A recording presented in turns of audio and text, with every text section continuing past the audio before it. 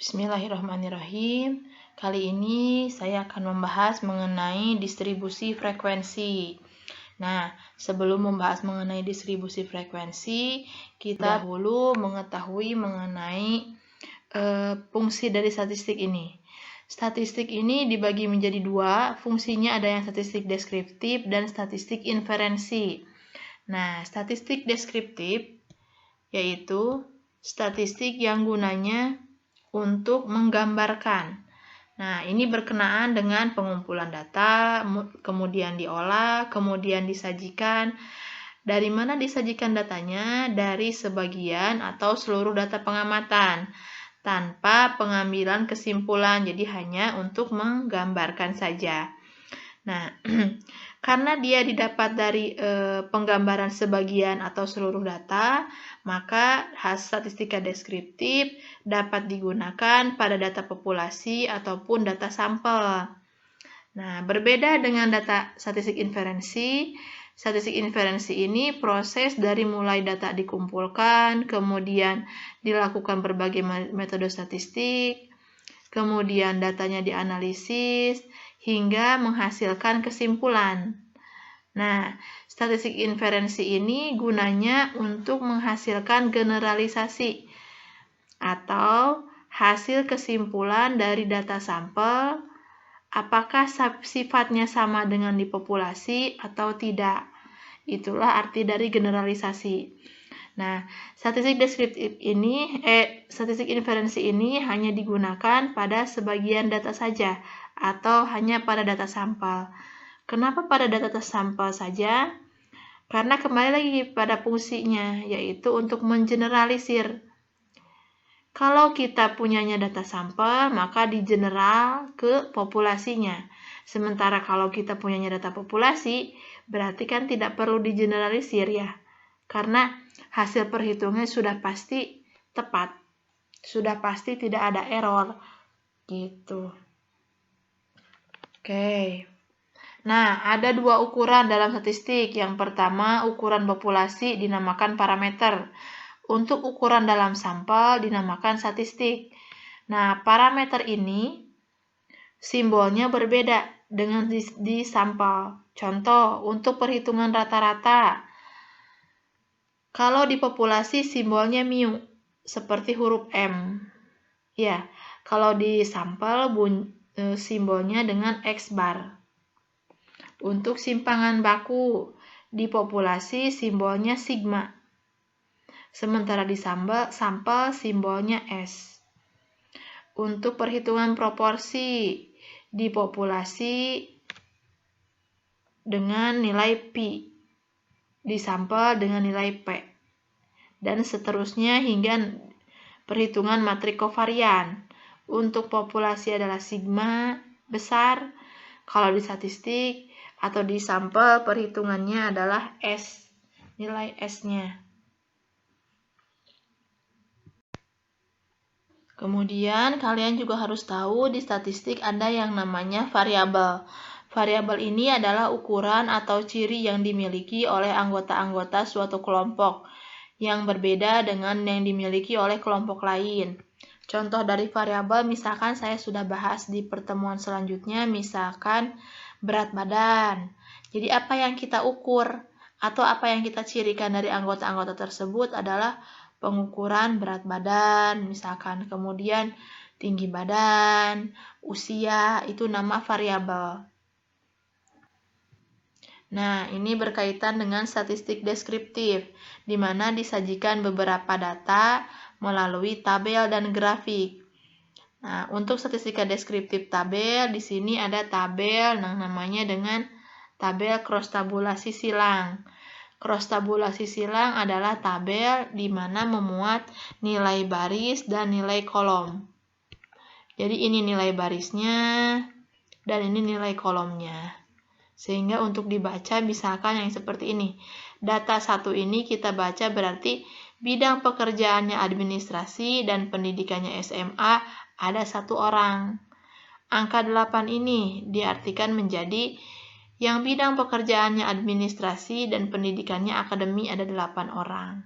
Selanjutnya sampai dengan yang akhir. Untuk penyajian data berbentuk grafik, di sini pun macam-macam. Ini contohnya adalah grafik lingkaran ya, atau pie. Kemudian di sini untuk tadi tabulasi silang. Kemudian di sini ada grafik batang, grafik bari, garis, grafik lingkaran, kemudian grafik interaksi atau interaktif grafik. Nah, ini contoh grafik batang. Kemudian ini contoh grafik garis. Ini grafik lingkaran. Kemudian ini adalah grafik interaksi yang memuat biasanya lebih dari satu variabel. Contoh, ini ada variabel pertama gaji per bulan. Variabel keduanya prestasi kerja. Di mana bisa dilihat di sini. Kalau dia prestasi kerjanya kurang bagus, maka untuk laki-laki dia gajinya sekitar 650. Segini kan ya. Dan lain sebagainya, kita hitung sampai bawah. Ini grafik interaktif. Nah, yang selanjutnya kita akan membahas mengenai distribusi frekuensi. Distribusi frekuensi adalah pengelompokan data interval atau rasio dan menghitung banyaknya data dalam suatu kelompok. Jadi, kalau kita punya data yang cukup besar, cukup banyak, untuk mengelompokkan data tersebut, kita butuhkan yang namanya distribusi frekuensi. Nah, distribusi frekuensi syaratnya yaitu skala datanya minimal interval. Bagaimana cara pembuatannya? Yang pertama, susun data dari kecil ke besar. Kemudian hitunglah nilai rentang. Rentang itu adalah nilai maksimum dikurangi nilai minimum. Step yang ketiga, tentukan banyak kelas. Banyak kelas rumusnya 1 ditambah 3,3 log dikalikan dengan N. N di sini adalah banyak sampel. Kemudian step yang keempat, tentukan panjang interval kelas. Panjang interval adalah rentang yang ini, yang dari step yang kedua dibagi dengan banyak kelas dari step yang ketiga. Kemudian tetapkan kelas interval dengan ujung bawahnya adalah skor minimum. Selanjutnya data disusun berdasarkan kelas-kelas intervalnya. Nah, kalau seperti ini kan kurang tergambar ya. Saya contohkan untuk ke datanya langsung. Misalkan, di bawah ini adalah data waktu yang dibutuhkan oleh 30 orang mekanik untuk merangkai mesin. Nah, dari data ini ingin dibuat distribusi frekuensinya. Jadi ini ada data 30. Nah, tiap orang dia berbeda-beda. Orang yang pertama menghasilkan 12 jam. Orang yang kedua 12 jam. Hingga orang yang ke-30 18 jam. Untuk membuat distribusi frekuensi dari data ini, langkah yaitu susun data dari kecil ke besar. Data yang tadi kita susun terlebih dahulu, ini yang kecil hingga yang terbesar. Kemudian hitunglah nilai rentangnya. Rentang data adalah nilai maksimum, ini 20. Kemudian nilai minimumnya ini 10.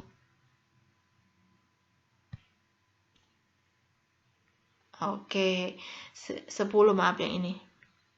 Sehingga rentangnya adalah 20 dikurangi 10 adalah 10. Step yang ketiga yaitu tentukan banyak kelas interval. Banyak kelas interval adalah 1 ditambah 3,3 logaritma dari 30.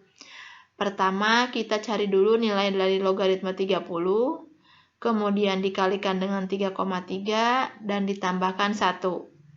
Hasilnya adalah 5,87. Nah, untuk perlu diperhatikan di sini bahwa banyak kelas selalu dibulatkan ke atas. Nah, ke 6 ini. 5,87 dibulatkan ke 6.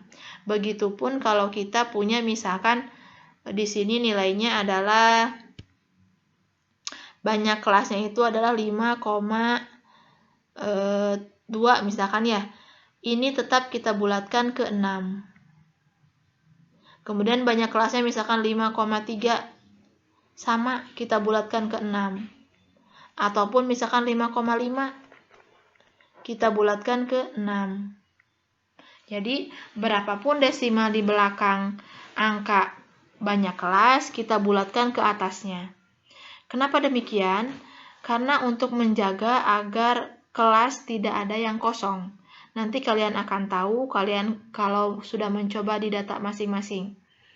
Kemudian, step yang terakhir adalah tentukan panjang kelas intervalnya. Panjang kelas interval adalah nilai rentang dibagi dengan banyak kelas. Nilai rentang yang ini 10 dibagi dengan banyak kelasnya 6. Sehingga P-nya 1,267.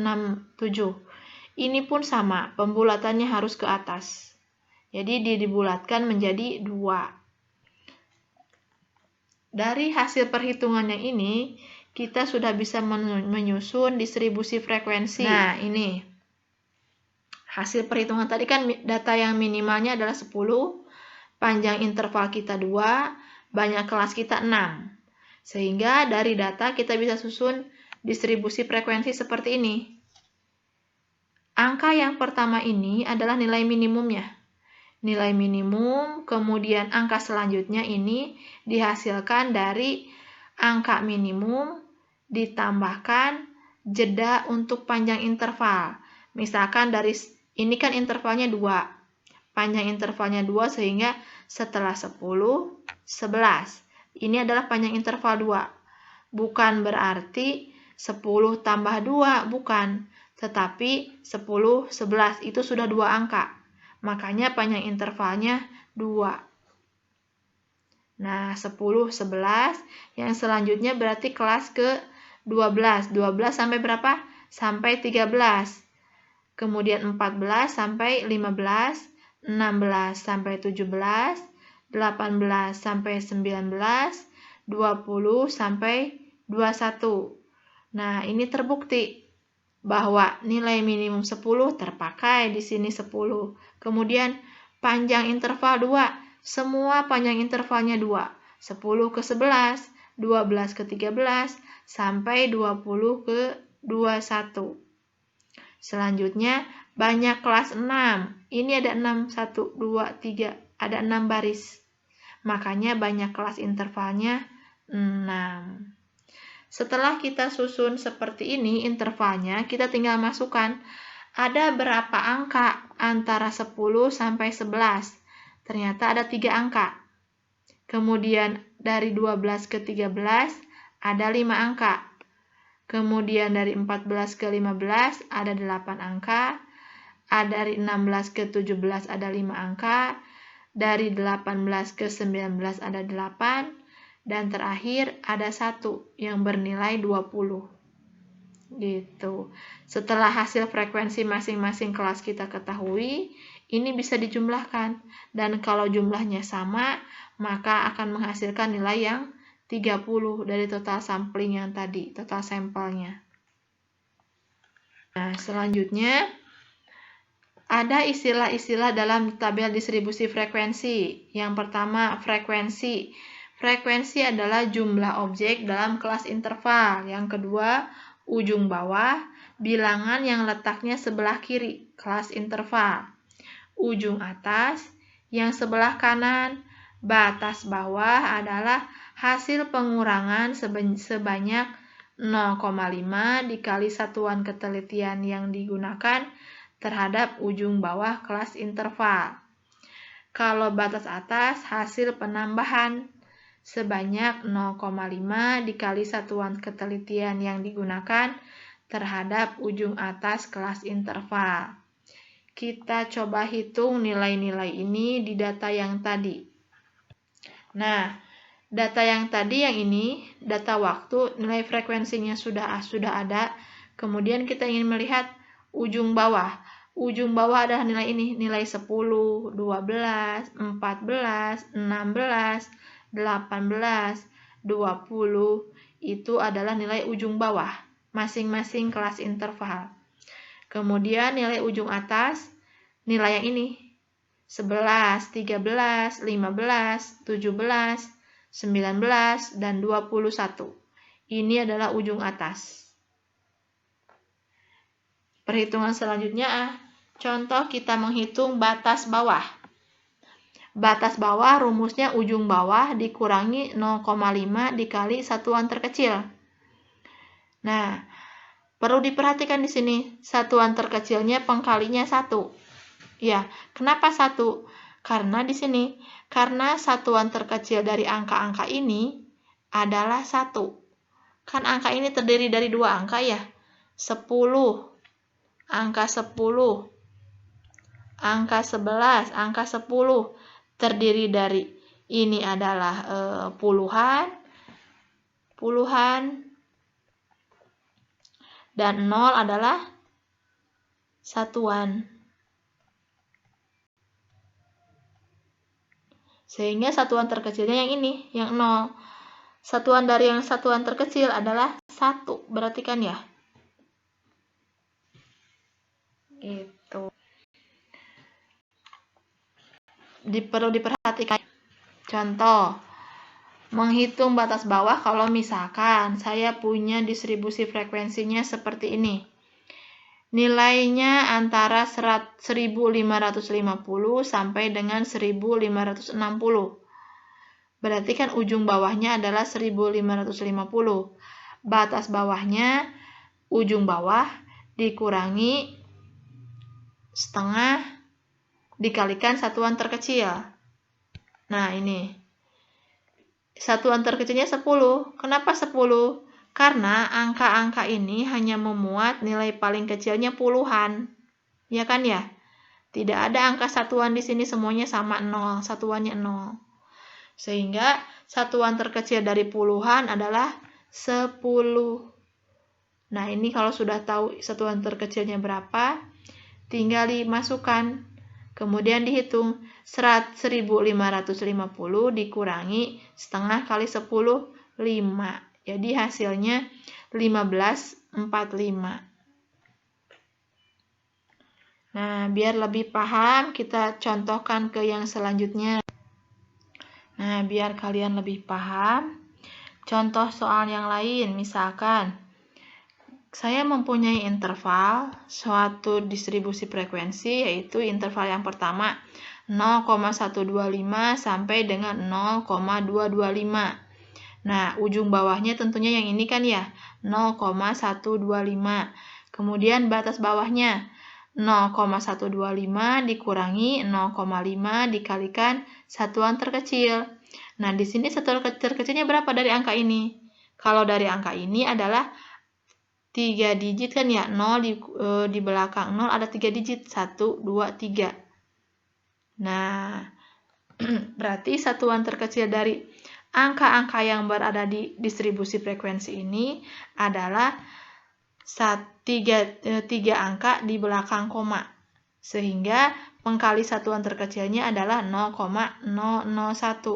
Nah, 3 angka di belakang koma, 1, 2, 3. Kan ini ya.